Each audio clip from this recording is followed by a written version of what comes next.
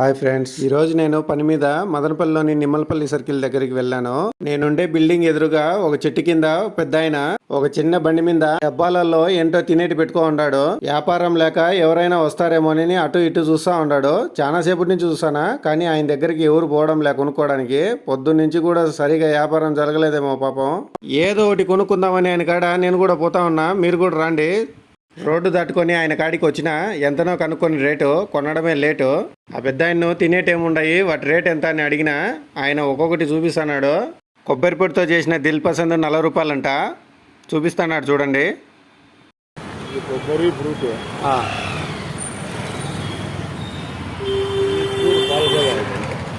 ఇది పాలకోదా.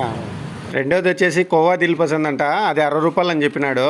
చాలాసేపటి నుంచి ఆ పెద్ద ఆయన్ని గమనించినా కదా, అందుకోసమే ఆయన కాడ ఫిక్స్ అయిపోయినా. దిక్సూచి చూడకుండా ఆయన పరిస్థితి చూస్తే నాకు కూడా కొంచెం కష్టంగా అనిపించింది. అందుకే నేను ఆయన దగ్గర ఏదో ఒకటి కొనాలని ఫిక్స్ అయిపోయినా. ఆయన చాలా రకాలు చూపిస్తున్నాడు, నాకైతే ఇదే కావాలని చెప్పిన.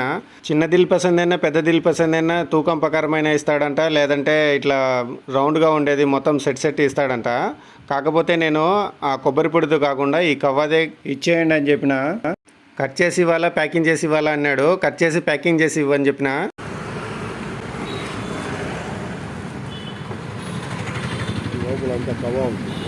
చూడు బాబు, దిల్ పసంద్ కట్ చేసినా కదా, దీని లోపలంతా కవ్వ ఉంటుంది, చాలా బాగుంటుంది తింటే అని చెప్తున్నాడు.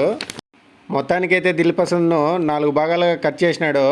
నేను కూడా ఒకసారి చూద్దామని అని చెప్పేసి ఆ దిల్ పసంద్ను ఒక ముక్క ఎత్తుకొని పాలకోవ ఉందా లేదా అని చూశాను. మొత్తానికైతే ఉంది, చాలా నిండుగా.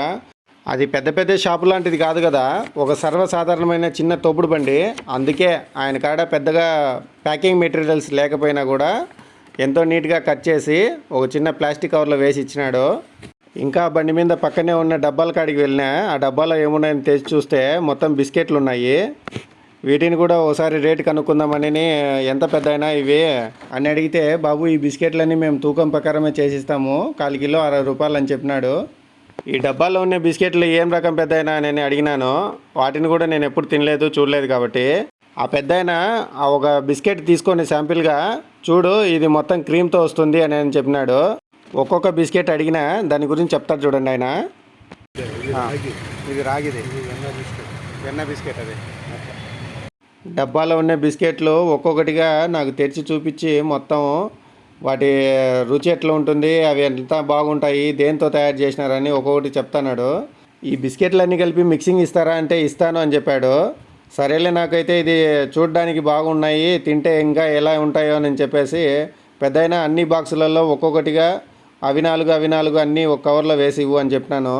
అందుకు ఆయన ఒక కవర్ తీసుకొని 4 డబ్బాలలో 4 రాళ్ళు వేసినట్టుగా డబీ మని వేసేసినాడు. ఎక్కడ పగిలిపోతాయి అనుకున్నా, చాలా స్మూత్గా ఉన్నాయి. ఒక్కొక్క బిస్కెట్ చూస్తుంటే సంతోషంతో ఒక నవ్వు నవ్వాడు చూడండి.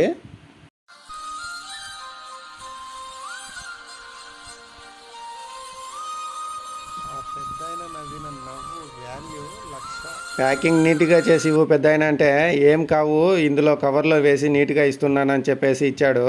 సరే నేను తీసుకొని మొత్తానికి ఆయనకు కావాల్సిన చేంజ్ ఇచ్చాను. ఆయన దగ్గర చాలా కొన్నానని నాకు ఒక బిస్కెట్ తీసి ఇచ్చాడు తినమని. నేను ఆయన దగ్గర కొన్నానో లేదో అంతలోకే ఇంకో కస్టమర్ కూడా ఆయన దగ్గరికి వచ్చినాడు. అది చూసినాక నాకు కూడా సంతోషం వేసింది ఫ్రెండ్స్. ఎందుకంటే చాలా సేపటి నుంచి ఆయన ఒక్క వ్యాపారం కూడా పొద్దునుంచి చేసినాడో లేదో పాపం, ఏ ఒక్కరు కూడా ఆడ ఆగడం లేదు, ఎవరు తీసుకోవడం లేదు. ఫ్రెండ్స్, మీకు ఒకటి చెప్పనా, మనం చేసే ఒక చిన్న సహాయం ఎదుటివారి ముఖంలో ఎంతటి ఆనందాన్ని నింపుతుందో కదా. మన చుట్టుపక్కల ఇలాంటి పెద్దవాళ్ళు ఎంతోమంది కష్టపడుతూ ఉంటారు రకరకాలుగా.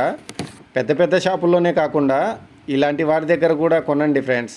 ఎందుకంటే వీళ్ళు చేసేటి బాగలేవు అవి ఇవి అంటారు, తింటేనే కదా తెలుస్తుంది ఏదైనా.